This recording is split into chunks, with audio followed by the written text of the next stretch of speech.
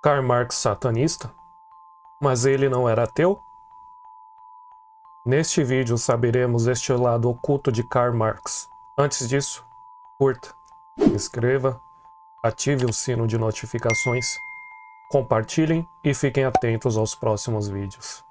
Então fica comigo e vamos direto ao assunto. Antes de ligar-se à economia e de tornar-se um comunista de renome, Marx foi humanista. Hoje, 1/3 do mundo é marxista. O marxismo é de uma forma ou de outra aceito por muitos também nos países capitalistas. Há até mesmo cristãos, inclusive ministros, alguns de elevadas posições que estão certos de que se Cristo tem a resposta a respeito do que fazer para se chegar ao céu, Marx tem a resposta quanto a ajudar os famintos, necessitados e oprimidos sobre a terra. Disse que Marx era profundamente humano e ele era dominado por uma ideia: como ajudar as massas exploradas. O que as empobrece, afirmava ele, é o capitalismo. Assim que este sistema corrupto for derrubado, após um período de transição da ditadura do proletariado, surgirá uma sociedade na qual todos trabalharão segundo as suas aptidões, em fábricas e fazendas pertencentes à coletividade, sendo remunerados de acordo com suas necessidades. Não haverá Estado para governar sobre o indivíduo, nem guerras nem revoluções, somente uma eterna irmandade universal. Para que as massas alcancem a felicidade, seria necessário algo mais além da mera derrocada do capitalismo. Marx escreve: a extinção da religião como a felicidade ilusória do homem é uma exigência para sua felicidade real. Marx era antirreligioso porque a religião impede a realização do ideal comunista, o qual ele considerava como sendo a única resposta para os problemas do mundo. Quando muito jovem, Marx foi um cristão. A primeira obra de sua autoria que possuímos tem por título A União dos Fiéis com Cristo. Nela lemos estas lindas palavras: através do amor de Cristo, voltamos nossos corações ao mesmo tempo para nossos irmãos que intimamente são ligados a nós e pelos quais ele deu-se a si mesmo em sacrifício. Marx e Engels, Obras Reunidas, volume 10. Assim, Marx conhecia um modo pelo qual os homens podem tornar-se irmãos que se amam, o cristianismo. Ele continua: a união com Cristo pode dar dignidade interior, conforto na tristeza, tranquilidade e confiança em um coração suscetível ao amor humano, a tudo o que é nobre e grande, não por causa de ambição e glória, mas somente por causa de Cristo. Lembremos-nos, Marx começou como um crente cristão quando terminou o ginásio. Foi feita a seguinte anotação em seu certificado sob o título Conhecimento Religioso. Seu conhecimento da fé e moral cristã é bastante claro e bem fundamentado. Até certo ponto, conhece também a história da Igreja Cristã. Logo após ter obtido esse certificado, algo misterioso aconteceu em sua vida. Muito antes de ter adquirido convicções socialistas, no ano de 1841, através de Moses, ele já se tornara profunda e veementemente antirreligioso. Um novo Marx começa a surgir.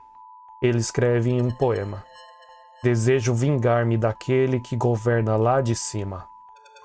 Portanto, ele estava certo de que existe alguém lá em cima que governa. Estava em disputa com esse alguém, mas aquele lá em cima não lhe fizera nenhum mal. Marx pertencia a uma família relativamente abastada. Não passara fome na infância. Estava em situação muito melhor do que muitos de seus companheiros de estudos. O que teria produzido esse ódio terrível contra Deus? Não se sabe de nenhum motivo pessoal.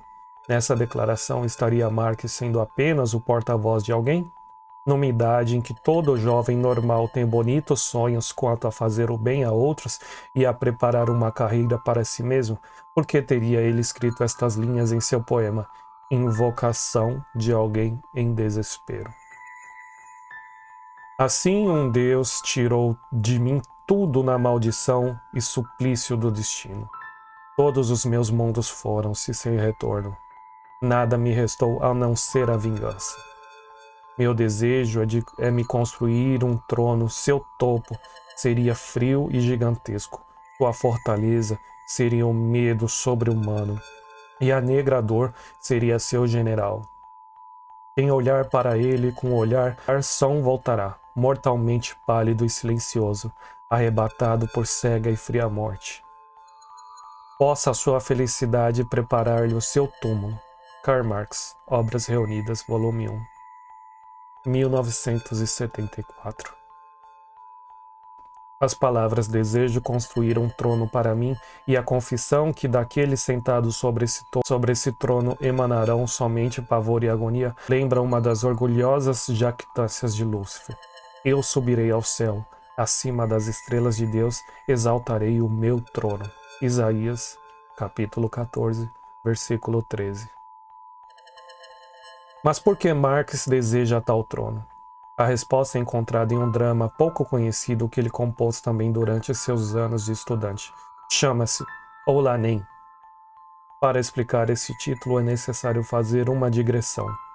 Existe uma igreja de Satanás, onde seus rituais é a missa negra, que um sacerdote satânico oficia à meia-noite. Velas negras são colocadas no castiçal de cabeça para baixo. O sacerdote veste-se com roupas adornadas. Porém, do avesso, ele diz tudo o que está indicado no livro de orações. Lê do fim para o início. Os nomes santos de Deus, Jesus e Maria, são lidos inversamente. É colocado um crucifixo de cabeça para baixo, ou então pisoteado. O corpo de uma mulher nua serve como altar. Uma hóstia consagrada de alguma igreja marcada com o nome de Satanás, e é usado para uma imitação de comunhão. Uma Bíblia é queimada durante a missa negra.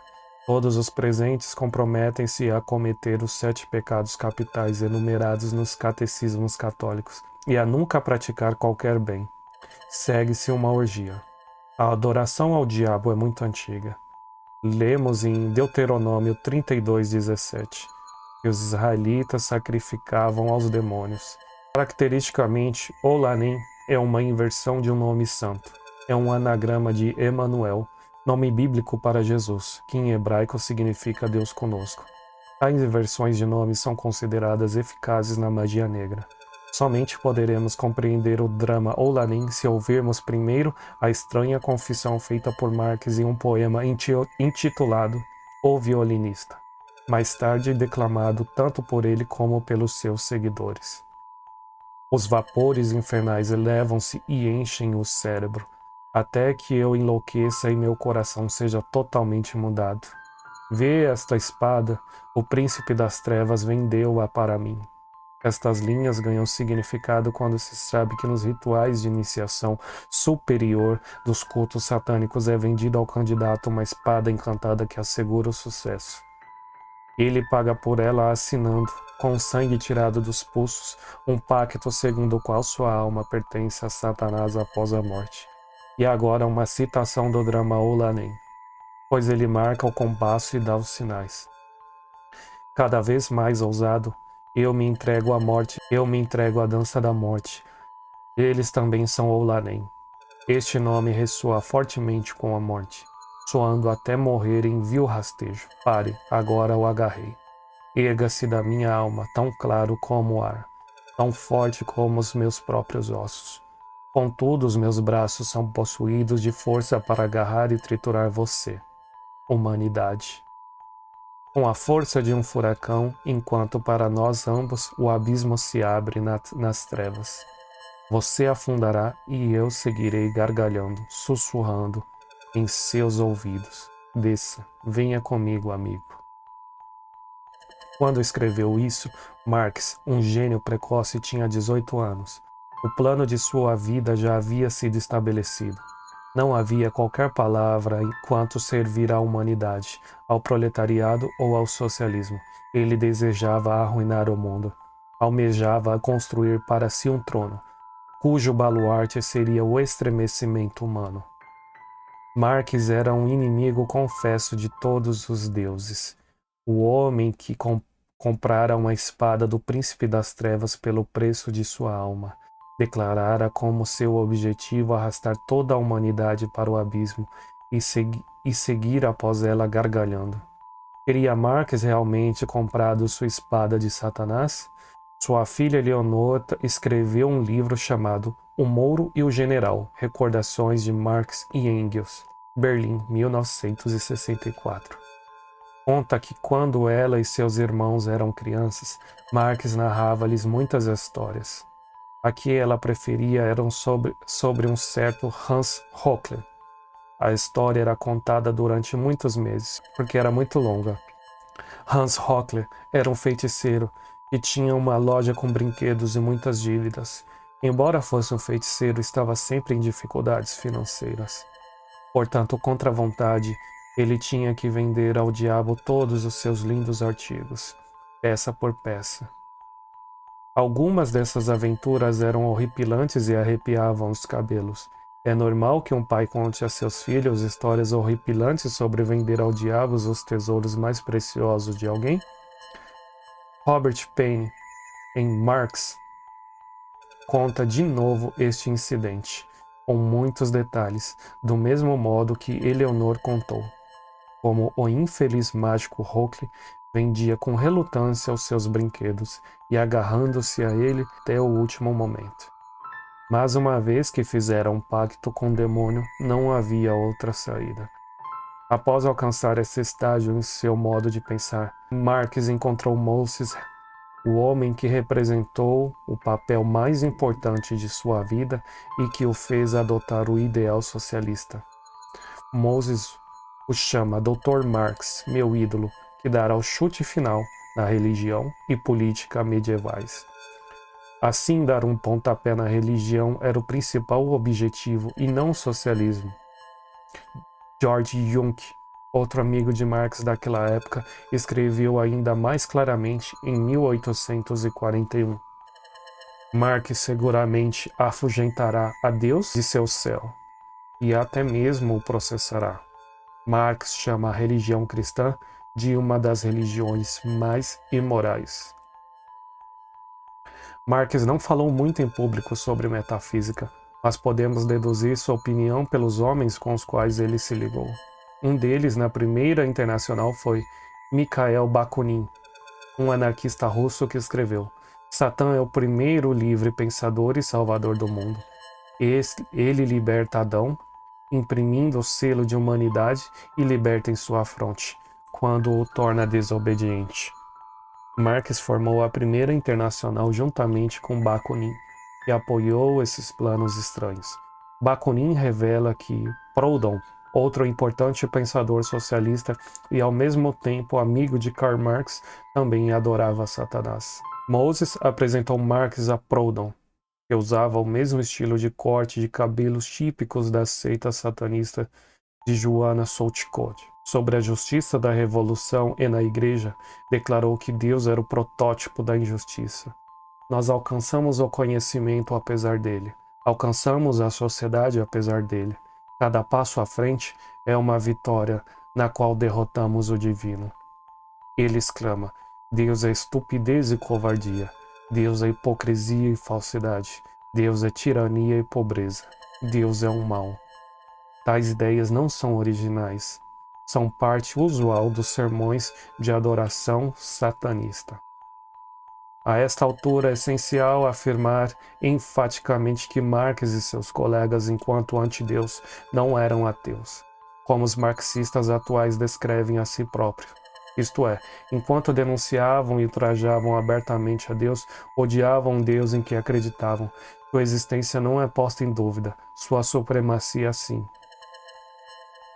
Quando a Revolução Comunista irrompeu em Paris em 1871, o camarada Florence declarou: Nosso inimigo é Deus. O ódio a Deus é o princípio da sabedoria. Filosofia do Comunismo, Charles Boyer, 1952. Marx elogiava muitos camaradas que proclamavam abertamente este propósito.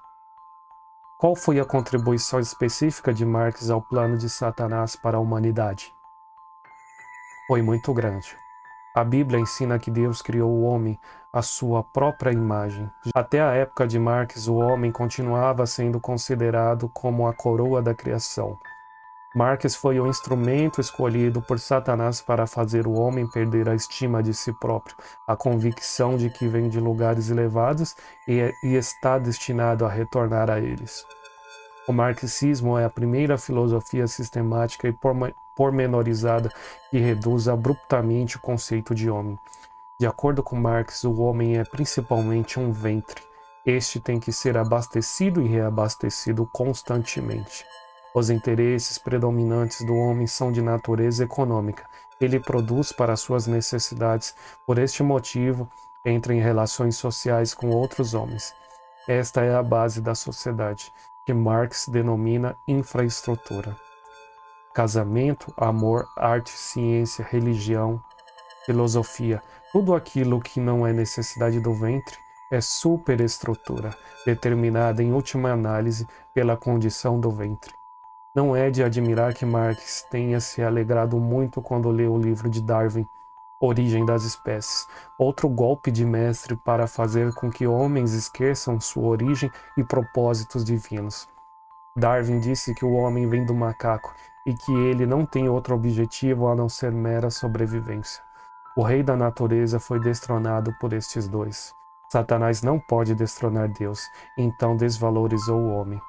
Na luta entre o cristianismo e o comunismo, os crentes não lutam contra o sangue e a carne, e sim contra os principados e potestades, contra os dominadores deste mundo tenebroso, contra as forças espirituais do mal nas regiões celestes. Efésios, capítulo 6, versículo 12. Temos que escolher não só entre o bem abstrato e o mal abstrato, mas entre Deus e Satanás. Marx acreditava em Deus e o odiava. Acreditava também em Satanás e o adorava. O marxista médio e o simpatizante do marxismo não deveriam segui-lo nessa aberração espiritual. O objetivo principal do comunismo em conquistar novos países não é estabelecer um novo sistema social ou econômico, e sim zombar de Deus e louvar a Satanás. Se vocês gostaram desse vídeo, curtam, se inscrevam, ativem o sino de notificações e compartilhem para ajudar no nosso trabalho. Até o próximo vídeo. Tchau.